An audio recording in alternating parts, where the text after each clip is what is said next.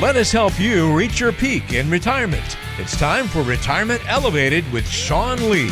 Hey everybody, welcome into the podcast. It's Retirement Elevated with Sean Lee and myself, and we're going to talk about 10 years, last 10 years of our working life. We're calling it 55 to 65, but it could be whatever 10-year period you're looking at, 57 to 67 or whatever it might be for your individual situation. And what's important? What's some things to kind of kick off or have on the checklist to run through? We'll knock this out real fast for you, give you some quick bullet point items for you to ponder in that final 10 years of your working life. What's going on, my friend? How you doing? I'm doing well, man. Just wrapping up the summer. Yeah, not yet. Well, for kids go back to school in, I guess, about a month. Okay, all right. Don't take a month away from them, man. That's mean. Oh man, it's remember being a kid. A month was like that's forever. They're gonna have such a hard time getting up that first week. I know they always do. I remember those days. I have a hard time getting up now. And I'm 50 years old, so I do too. I tell you, it's tough. Well, let's talk about these things. Get some stuff in here for folks. Category number one: this final 10 years of the working life, Sean. That's when you got to start deciding what you want in retirement. What's important? Do you want to retire early? Maybe have a little less? Do you want to retire later? Have a little more? Like, what are we talking about? When we start to look at this is all about a mindset, right? And I've got a friend who's in his early 40s, been running a company for a long time. Had some people that wanted to buy his company, and he's like, you know what? It's just not fun anymore. He's like, what is it going to take for me to retire? Mm-hmm. And so for a lot of people, I think that when you look at what's really important, for me, it's, I look at, there's a financial component, which what's your number look like? What does it all entail to get to retirement as far as the financial side? Right. But more importantly, if you're deciding whether you're going to retire at 62 or 65 or whatever it may be, really look at what that time is worth. And that's time that you're never going to get back. And it's time that maybe your health is going to be much, much better, or you've got opportunity to spend more time with grandkids. I look at my time right now, and my time is extremely important to me because I want to spend that time with my wife and my kids while I still can. And retirement's really no different. It's, what is my time going to be worth? How am I going to value my time? Yep.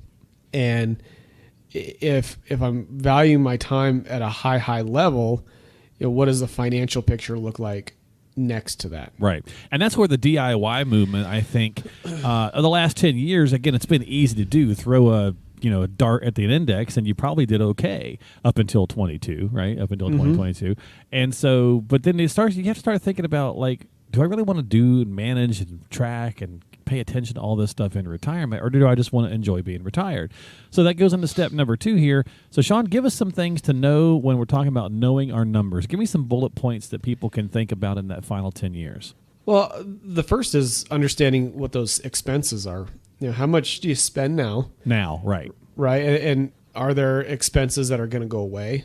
Will a mortgage fall off? Will, college, are you paying for kids' college or whatever it may be? Did you buy a second home and you're trying to get that paid off, or, some land? And so understanding how much you're spending now, and then understanding, well, in retirement, I'm not going to have some of those debts, and don't adjust it for inflation, because that's almost impossible to do. Let a professional work with you to adjust for inflation. How much money have you saved? And so you've got, what are my expenses? What are my sources, which are Social Securities, pensions, rental incomes, whatever it may be. Right. And then what's the difference? What's the gap? And that's the gap we got to figure out to fill from what we've saved. From what you've saved. And where to pull it and when to pull it, right? Exactly. And how to pull, what vehicles to use. Yeah. And that's important. So that's in the knowing your numbers. Now, the when to pull it and how to pull it, that's kind of the second stage. That's kind of the planning. But getting this stuff together and starting to get a grip on it, again, that final 10 years, the sooner the better, right, Sean? I mean, don't wait until, retirement's 65. Don't call up at 64 and a half and go, I'm ready to do this. Yep. Now, you can still probably do it, but you're going to do yourself a big favor and your advisor less of a headache if you can give them some time to work with. Plus, you got time to build the things you need to build. Well, and I think that from an expense standpoint, really get a strong understanding there. The one thing you don't want to have happen is, I think I need $8,000 a month. Yeah. And you write out your budget. I need $8,000, and then you go out and you look at your bank statements for the year, and you're like, I actually need $9,200 a month. Yeah. Whoops. Well, understanding what those numbers are and really having a great handle on what those numbers are is going to be vitally important in building and constructing a proper plan, because everything runs off of what your expenses are. Yeah, you've got your sources of income and your resources and things like that. But planning starts with those expenses and really understanding, what do my expenses look like, and where can I, if I've got debt, how can I manage debt at a rate to where I can get it down or get rid of it by the time I retire. Yeah. Yeah, definitely. So again, those are some good bullet point items to run through, as we're knowing our numbers, how much to spend in retirement, how much money do we have, all those things Sean touched on. And then you need to go to step 3, which is you got to start looking at getting a handle on the healthcare situation. If you're retiring early, what are you doing in the gap to Medicare? If you're not, right, still, what are you doing about coverages? What are you doing about the supplements? All that kind of stuff. You got to get a handle on it. Well, and you have to understand, when it comes to Medicare, there's Part A, Part B, Part C, Part D. Some of them are voluntary options. Some you have to have.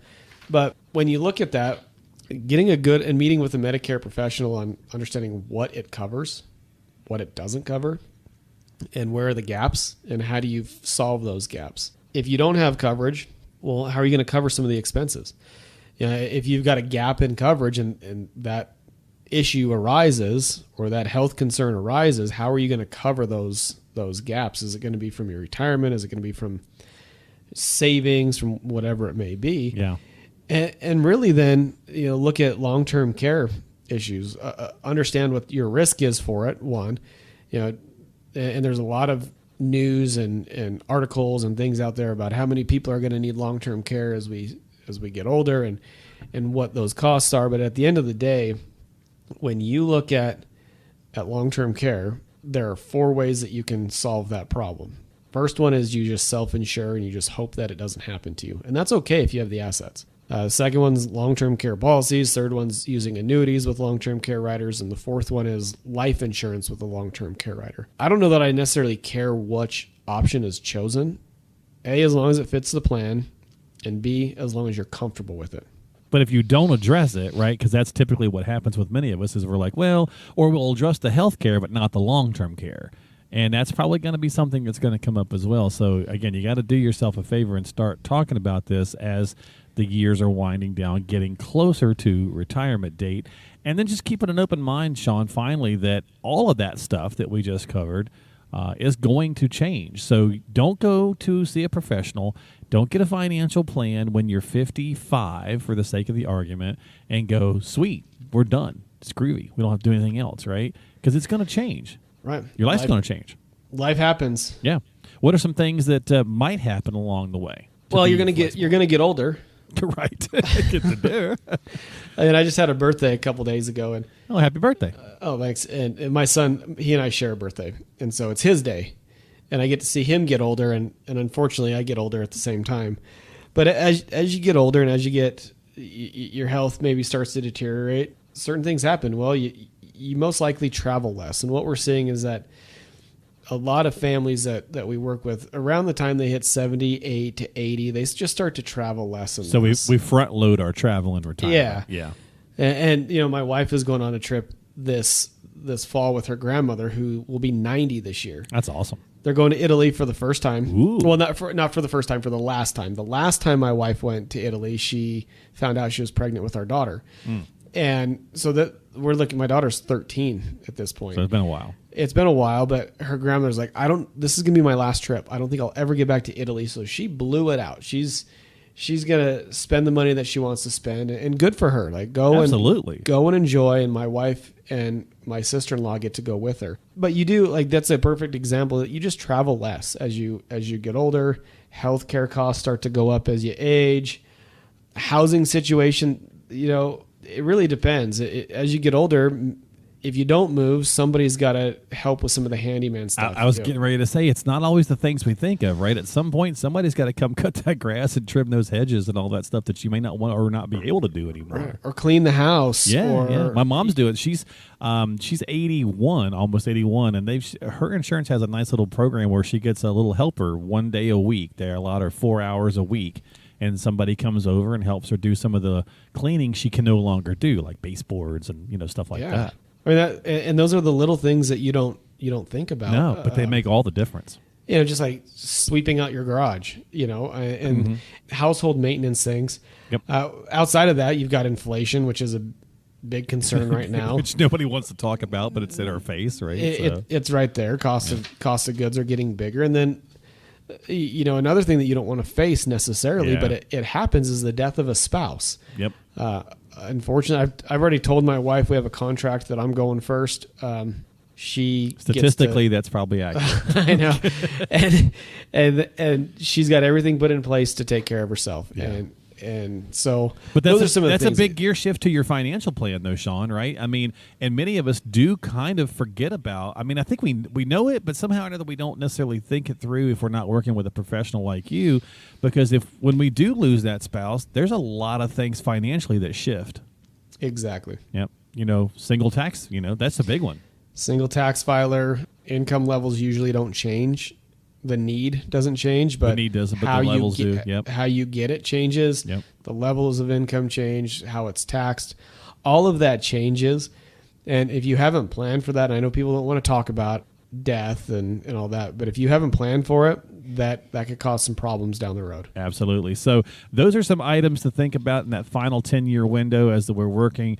Probably should have worded that better. Not the final 10-year window. It sounds like the final 10 years we're alive, but the final working years, I suppose, as we're winding down towards retirement. So if you need some help on that checklist, if you haven't done a checklist, if you want to run through the plan you have in place because you think, hey, yeah, maybe I do need a second opinion or I need to tweak it to see if things are still holding up because I got it done 6 years ago or whatever, reach out to Sean and the team at Elevated Retirement Group. Stop by the website, elevatemyretirement.com. That's elevatemyretirement.com. Don't forget to subscribe to the podcast on whatever podcasting platform app you like to use. Find all that information and more at the website, elevatemyretirement.com. Sean, thanks for hanging out, buddy. I'll see you in a couple weeks. Hey, thanks, man. Appreciate your time as always right here on the podcast. This is Retirement Elevated with Sean Lee.